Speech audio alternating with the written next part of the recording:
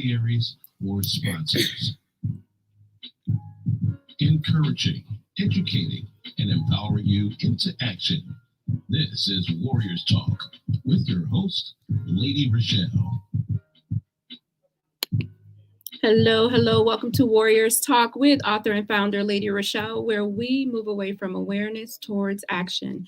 It's Relationship Monday, and our topic for today is the consequences of ignoring red flags. We are live on Intellectual Radio. We just heard from the Drive F5 with Roman.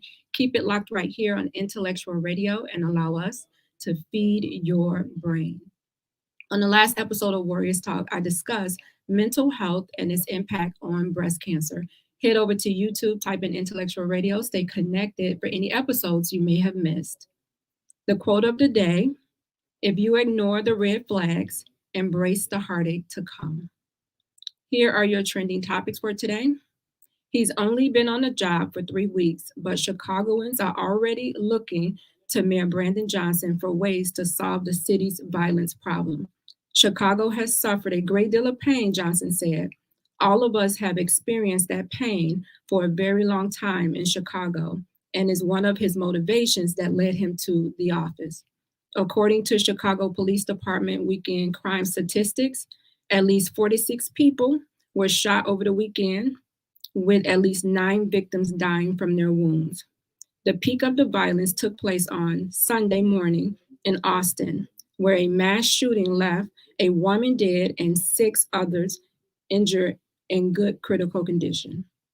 This is only the second weekend in the summer in the city of Chicago, Alderman Ray Lewis said. We have 12 more weekends. All of the weekends should not be a bloody weekend. We have to speak to our communities. We have to speak to our stakeholders. Meanwhile, as the mayor executes his plan, he also has to take aim at the critics already on his case. I think it's important that we are reflective about our approach to public safety, Johnson said. What I find disingenuous is, where were these individuals when the schools were being shut down and closed? Did they have a critique then? That is your trending topic for today. I'm grateful for our sponsor, Emanuel Church of God in Christ, with Pastor Michael Richardson, who has a special message for us. Greetings, I am Pastor Michael Richardson. And I am First Lady Anastasia Richardson from the Emanuel Church of God in Christ. We're located at 3058 West Van Buren in Chicago, Illinois. We are building upon a solid foundation. And we're inviting you to join us every Sunday morning on Facebook Live at Emanuel COGIC at 10:15 Central Standard Time. And you can also view our videos on our YouTube channel at Emanuel COGIC-MR. Once again, this is Pastor Michael Richardson and First Lady Anastasia Richardson, and we're from the Emanuel Church of God in Christ. We are building upon a solid foundation. And that is our sponsor. I'm excited about our guest. I haven't seen him in a while. He's actually the co-host, Rizal Gilmore, our cancer motivational speaker, and he is also the founder of the Gal Foundation. Hello, Rizal. Hey, Lady ReShell. How are you? You're right. It'd be feeling like forever. It's been forever. I don't know. It's been about a month or two, maybe. Has it? I'm just thinking, like, this is June. We halfway through already. I know. It seemed like this year is just going so fast. But I'm excited about the topic tonight. But before we get into the topic, Rizal, this weekend, actually, Sunday was National Cancer Survivors Day, and June is National Cancer Survivors Month. And I was just thinking, it's about celebration. It's about bringing awareness to cancer and all of the individuals who have survived. But I'm like, is it really a celebration? Well, I guess being here and, having continued your life is a celebration. That's why, at one point my wife used to tell me that, oh, it's just another day. Her birthday was just another day. I said, no, that's a celebration, because there are people that's our age. They're not making it to the age where we are, or they're making it to the age of what their parents, are, and something is definitely going. So it's always a celebration. You may look at it as another day, but no, we need to celebrate. I agree. And I think the individuals who are in the midst of the fight right now would feel the same way. So according to statistics, it says nearly 17 million people in the US are living with and beyond cancer, and 43 million cancer survivors worldwide. We all can identify with knowing someone who has been touched by cancer. And sometimes there's a debate, Rizal, when it comes to the word survivor.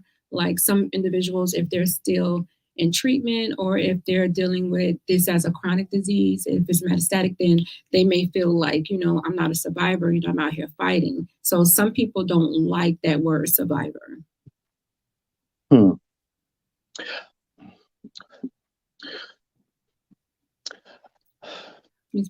I mean, it's like again, we're back to like a catch-22 with that for me on that, because no matter how you look at it, you're surviving through this battle. You're making it. You're winning the battle. You're still here.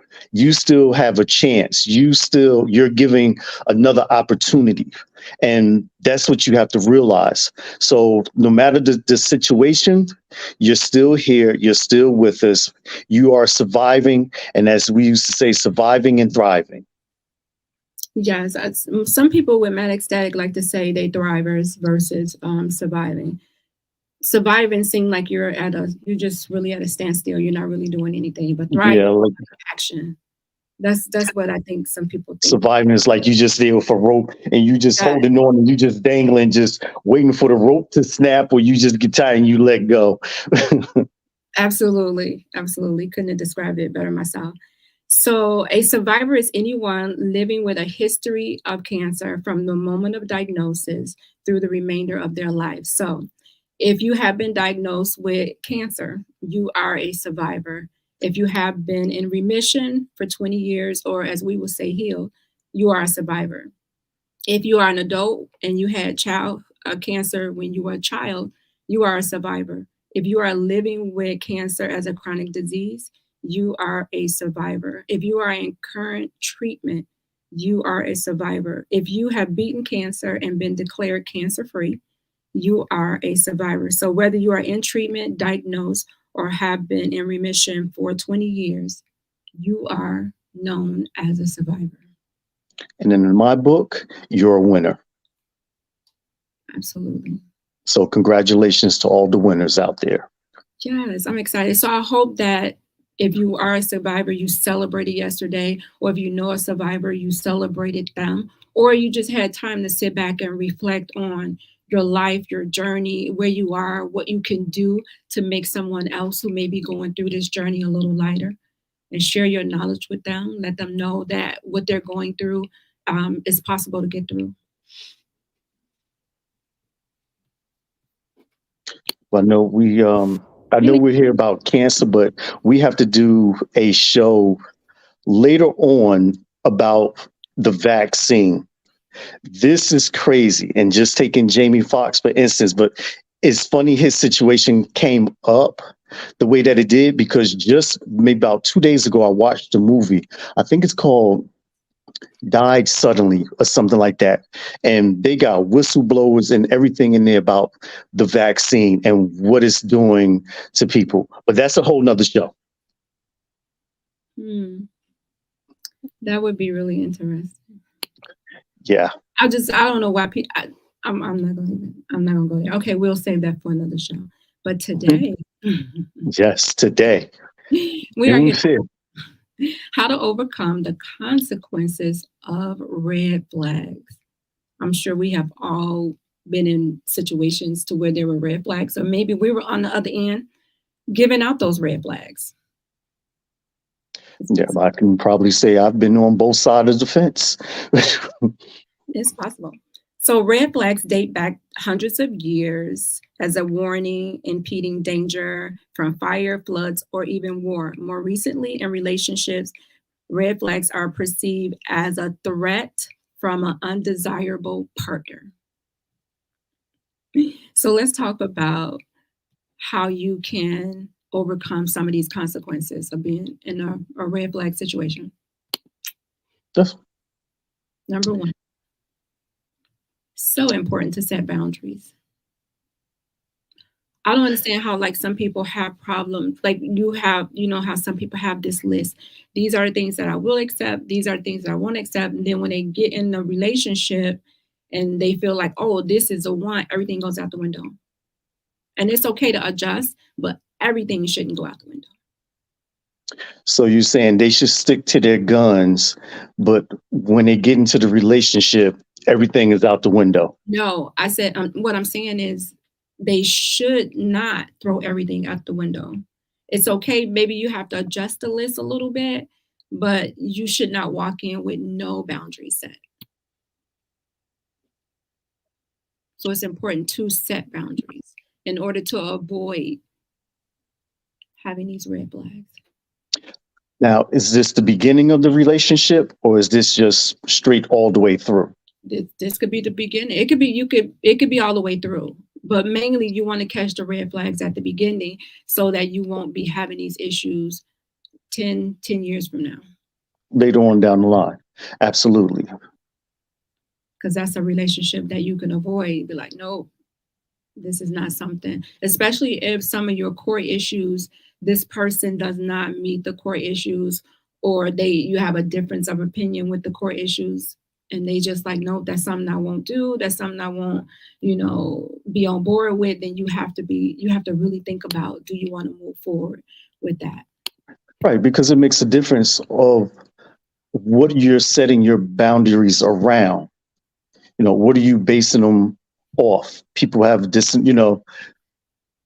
it's difference of opinion when it comes to, the boundaries. Something that might be a boundary for you, could be looking at you like, why you need that? We're together. There's no need for you to set this boundary because X, Y, and Z is not going to happen, or, I would never do that, or whatever the case. And, so, for me, it's what you're setting your boundaries around. My Leah said, what's crazy is, I don't think she finished typing, or is that just the comment? Leah. I don't know what happened. I think that the boundaries come in place when certain things start to happen. You may not come in a relationship and say, hey, these are my boundaries.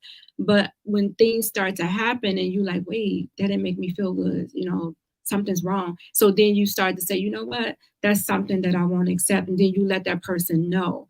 But it's not something that you should come in a relationship with your demands, putting it on the table. No. Right. Because that right there is going to be a turnoff to right there. That's going to be a red flag for me. If you coming in with a list of demands and putting them, wait a minute, I need to pause on you. So that's a red flag for me. Well, I think you should have some type of expectations, especially when you guys are talking, but it shouldn't be, I don't think you should put all your cards on the table when you're just getting to know each other. Right. As you always say, they got to stop telling too much. And that's including what you're going to stand for, what you're not going to stand for, or those boundaries. Absolutely. So I totally agree. Because I figure some imposters can last longer than 3 months. Like I always say, I always give a person enough rope to let them hang themselves. So within 3 months, if they did it, you had the rope, you just kept letting it just get tighter and tighter along the way with different scenarios of what was happening within the, I don't know, I wouldn't say relationship, but the talking stage. Jumping into a relationship too soon, the consequences of ignoring red flags. Right there, there's a red flag itself, jumping into it too soon. That one right there should not be ignored. Like, why are they pushing me to, be in a relationship? I'm still just trying to know you. Nah, hold on. Let me pause on you too. We need a time out here because I'm not ready. Let me finish learning you, or, trying to find out things about you so I know what I'm getting myself into. It's different different things before jumping into a relationship. You may not be the person that I want to have a relationship with. Fine, we're cool, we're talking. That's great. But later on down the line, I could find out that you're just not for me because I hold myself at a certain point, or there's certain standards, or there could be something that I want you to uphold that I don't think that you can fulfill. I told a person the other day that I would rather date a woman with ambition and no job than a woman who works and have no drive. Wow. So yeah, we need to pause. I need to see, like try to figure out who you are. Are you good for me? Are you willing to go the extra mile? Are you want to put in that work? Are you going to walk away when things get tough? So yeah, jumping into a relationship too soon, red flag. I agree. It's like you date for a week and next thing you know, we committed. Hey, boo. Boo is posted on social media. He's at the family events and all of that. It's like, no, we should not be jumping into a relationship too soon. Right. You be mama, everybody. I mean, just in my case, unless your name is Lala Anthony, I will marry her in a heartbeat. But anybody else, and Evelyn Lozada, yeah, her too. But anybody else, yeah, I need to pause a minute. Pause, but those two can come. Yeah. All right. So Miley, okay. I guess this is the rest of her comment. She says, I'm reading a book right now where a wife is starting to pay more attention to her husband and realize that she actually knows nothing about him. But the more that she pays attention, she sees that he is secretive and lying to her. But every time she tries to get to know him better, he shuts her down. That's a red flag for sure. That would be kind of scary. I don't know anything about you. I'm trying to get to know things about you. You're being secretive, and I'm finding out that you're lying to me, almost like you're living a double life. See, for me, it depends on what he's being secretive about. We're just in a relationship. Again, like we just said, I'm not going to tell you everything. But she did say in the book that this is her husband. Yeah. Right. So, but again, see, these are things that marriage 50-50. Even though you could have been with this person for 10 plus years and then you got married and then he just totally changed. You still don't know that person because we change as we get older. We want more. We want different. We want to see how different things will turn. I rolled the dice. How is this going to turn out if I did X, Y, and Z? And I'm all about waiting. It's all about God's timing and everything. But there might be some things I just don't want you to know. And now I might feel like you just being nosy. Give me my little space, here. And maybe I'll come around later on. But I forgot if she said they was married for a certain time or they were just married. No, she just said they were married. And they were just married. She was trying to find out information about him. See, to me, you being sneaky too, because you trying to sneak around my sneak. So we both being sneaky. So how does that work out? So now I can't trust you because I told you to stay out of my stuff. So it's not your stuff, it's my stuff. Yeah, you snoop in my stuff trying to find out about me. Now, if I went through your stuff, you would be upset. Absolutely. So y'all both being sneaky. Well, you're allowing yourself to be manipulated. That's a consequence of a red flag. Somebody is manipulating you to get what they want, to get you to act a certain way. And although at the beginning you may thought it was cute, and then you into the relationship and you're like, whoa, wait, this person is controlling. I can't do anything. But I mean, she got, and I'm just referring to the book, she got to where she needed to be. She got to the altar, she got the ring, she got the marriage. So now what is she complaining about? My thing is, I feel like she should have been trying to get to know him before I don't understand why she was waiting until then to try to get to know him. Well, she said she started paying more attention to him. right to him, and then she So realized. so that means she got a lot of time on her hands now. What do she do? Why is she doing what she's supposed to do? Well, part of her duties is to take care of him. So maybe she was just trying to figure out, like, how can I cater to him better? What can I do to, make our marriage better by finding out little things about him that, you can do to surprise him.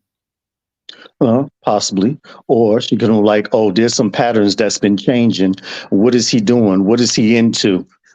Let me get my Magnum PI on and see what's happening here.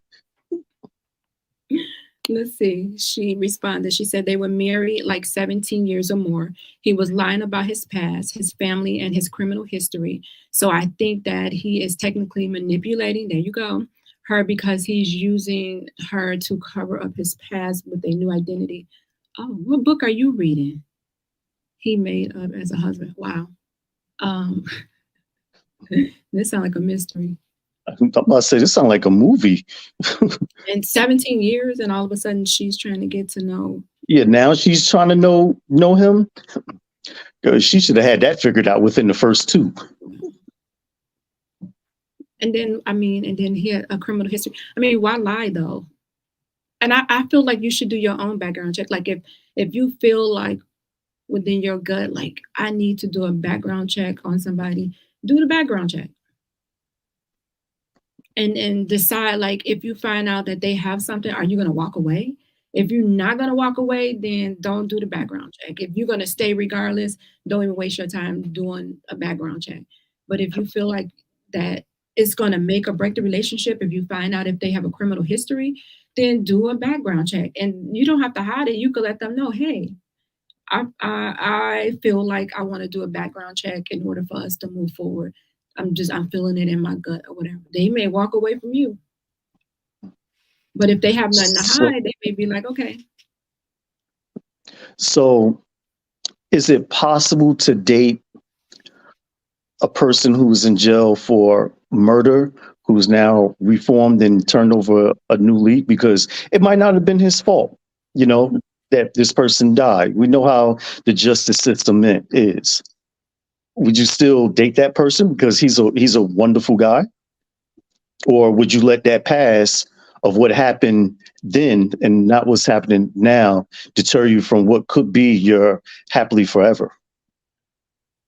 Are you asking me? Well, I'm just asking. Let's take a poll and ask the audience. Let's bring them into, I see there's a couple of people out there and see what they say. I honestly wouldn't. I already knew what you were going to say. You ain't got to say. I already know what you're going to say. And not because, he could be a great guy. I think, especially when you're in prison, certain things happen to you and mentally too. And, I wouldn't know if something's going to trigger that person. I wouldn't even want to set myself up to, be treating him a certain way because I feel like, his past. I wouldn't even do that to that person. I wouldn't. Now, if we were together and something happened and that person went to jail, then that I can see. But he could have been a teenager at, say, 16, 17, did something, stupid, ended him up in jail, and he served like a certain amount of time because he never had that love, because his love was in the streets. And then he meet a wonderful woman such as yourself, and he's trying to get to, like really learn, and you're showing him everything what he missed out on because he was locked up or he didn't have it growing up. And you're just like, no, because you did X, Y, and Z back. You murdered somebody or whatever back then. But that was my past. I was young. I'm reformed now. I'm passing. Hopefully, you can get past that too. Did you say it was self-defense? Was it self-defense? Could be. I mean, it could be, or he could have just wanted to try to be, wanted to be the man. Look, I just heard you report there was 46 shots or shootings. I don't know what is going on out there in Chi-Town, but y'all got some record number highs when it comes to these shootings. So I'm quite sure somebody is really living this scenario that I just gave. Yeah, I think I would have to probably get to, like, if we got to know each other and he didn't mention it and we got to know each other first and then maybe it came up, then I wouldn't even want to entertain it. And not because. But maybe that's not the part of him. Maybe that's not the part of him what he wants you to get to know. Maybe it's the person now that he has become that he's trying to put out there and open to you to say, this is me. See me for who I am now. If it was somebody I knew previously and I know their character and then something happened and I knew it wasn't their fault, I would consider it, but I couldn't even say 100%. I just... Especially I have teenage girls at home. I have girls. I would have to pass. I would have to pass. I hear you. Okay, so we have an update. Mylia said it's called Wrong Place, Wrong Time by Gillian McAllister. It's a mystery thriller book, and in the defense of the main character, she thought she knew him, but stuff started coming up like murder and other things that started to make her question his involvement in it because he was being very secretive. I wonder if she thought that he was plotting against her. Malia, are you like halfway through the book or you just started the book? Because now I'm curious to know, how does this end? Like, can you just go to the end of the book and read the last 3 pages so we can get a quick, fast update so we can finish the show? Curious minds wants to know. Right. This would definitely leave you in a mental and emotional state of danger, just the unknown. And I know it's impossible for you to know everything about a person, but I do feel like you should be upfront about certain things that you know may be detrimental to the relationship. Just get it out the way so that nobody else will have a chance to tell that person. They won't catch that person off guard. They can't hold anything over your head. Just try to just tell your own story. Yeah, because it honestly, and I think I've never been in this situation, but you're definitely going to be judged by another jury and everybody else, because you know good and well she's going back to her girlfriend and be like, guess what he told me, and y'all going to talk it out, and then y'all going to get another party, and next thing you know he got 12 jurors wondering if, we just want to call her Keisha, if Keisha going, give him the benefit of the doubt and talk to him. So it's like you're going to be living your entire life with this thing over your head, just trying to find some solid ground. That's true. I thought about this topic with Derek Jackson and his wife, Danae Jackson, and she went on the Dear Future Wifey podcast, and she told her story. Like, before, we didn't know anything about her story. All we knew is that we found out that Derek Jackson was married. And then he had her on that podcast. They said, she had that beret on, and everybody was like, oh, she looked crazy. We no wonder why he cheated on her. And then when you watch the podcast, you got to hear like her side of the story. And she admitted it was so many red flags that, came across, and she just ignored the red flags, just kept ignoring the red flags. And then right now, speed it up to where she is right now, she in the midst of a divorce from this man who was cheating on her the whole time. She even mentioned having, leaving his I guess his room, because they went to college together, and there would be other girls coming. She'd be leaving, and the other girls would be coming in the room. Like, he had a roster of girls he would just be rotating. Oh boy, had a rotation. And this could really mess with your mental and your emotional state. She also mentioned that she would watch tapes of him having sex with other women so that she could critique what they were doing, and then she would go and say, okay, this is what he likes, so I will go and try and implement this in our relationship. Wow. That ain't a red flag. Wow. I'm only saying wow because she was a diehard ride or die for this guy, that she would go to that extreme to do those things. You're watching your man, or the person that you're claiming, have intercourse with another woman, and you want to mock what the other woman is doing so you can do the same, so he could be all into you. Wow. That just hit me deep. I'm just curious to wonder, what was he thinking not to see what he had?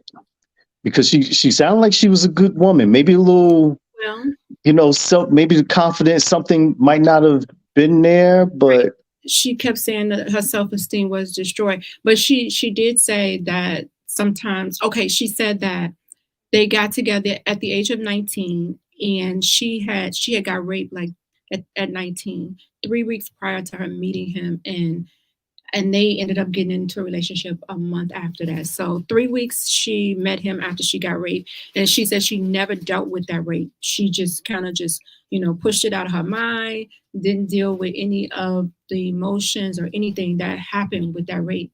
And then she also mentioned that her mother and her father, she got pregnant when she was a teenager, her mom and her dad. So she never really had a relationship with her dad. And when she tried to have a relationship with her dad, he kind of abandoned her, or really didn't want to have a relationship with her. Because at one point he didn't know if she was his.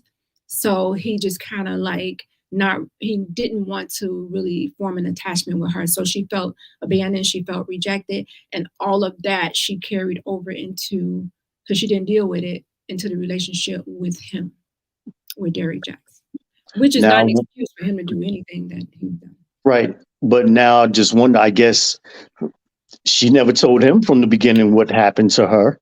They actually ended up talking about it, not at the beginning, not when they first met, exactly. They actually ended up dealing with it because she started, she said one day she just had the unction to go through his phone. And when she did, that's when she saw the videos of him with the other women.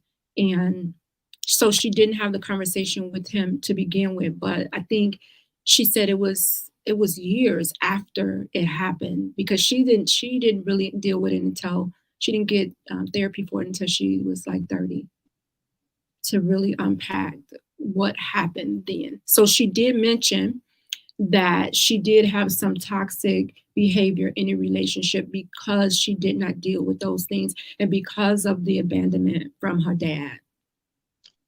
So 11 years, she was going through it, being emotional, mental, all of these different things. She wasn't even stable to be in the relationship, honestly, to begin with. So, I mean, if he would have noticed, she was a red flag from the beginning. They probably never should have been together. True. Yeah. And she mentioned how her physical health started, affecting her, and the doctors didn't know what was going on because she was dealing with all of that. And she said she would be in a closet crying, and he would find her crying. And instead of her telling him, well, I found these videos of you having sex with a girl, she would just push it off onto something else. And he would be consoling her, not knowing that he's really consoling her about that. And that's usually when you go to the doctor and well, I don't know what's wrong with you, but we see your level stress. And we say it all the time on this show. Stress is a killer, and stress will open up things that you don't want to be open all the time. That is a gateway for things for your body and things to begin to happen that you never thought or could happen. So when people go to the doctor and he can't figure it out, it's stress. Yes, I heard this saying that your genetics load the gun, your lifestyle pulls the trigger. So you have to Mm. be careful how you live your life. Be very selective because Rizal is right. It could turn whatever gene it needs to turn on, and that gene could be cancer, that gene could be diabetes, that gene could be lupus, that it could be any one of those diseases. Lisa says she was stuck in her moment of trauma. Yes, because she never dealt with it.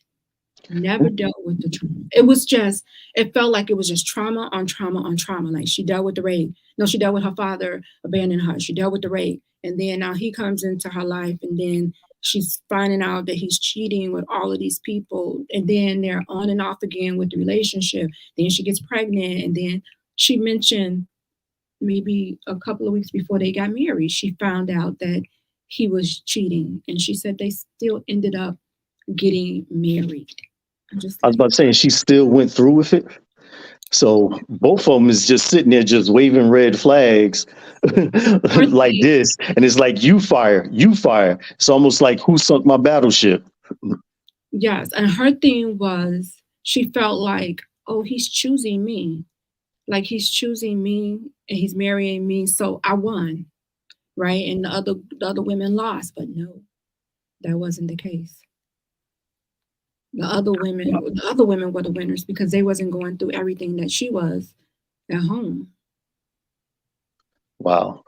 And so one of her things was she was afraid to address the issues. And that's the reason why she was receiving the consequences from the red flags, because she never told him, I found these videos. She never addressed anything about him cheating. She would address it, but she wouldn't like put her foot down and say, okay, if you don't stop, I'm going to leave. And then when she did leave, he followed her. Then he ended up turning off her phone, and she was like, he told her they was having financial difficulties or something. There was some financial difficulties going on, and she like, how? We're in this big old mansion, and now all of a sudden, when she decided she wanted to leave and go live with her mom with the kids, he started, okay, I'm gonna cut everything off financially. Ooh. He's just being petty. He's being petty.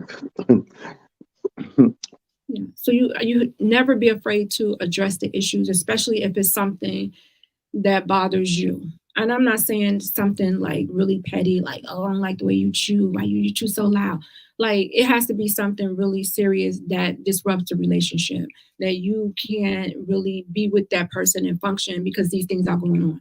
You need to have a conversation with that person. It's not fair to the other person if you are harboring these things and they don't know about it. Like, stop being a punk and just have the conversation or get out of the relationship. Right.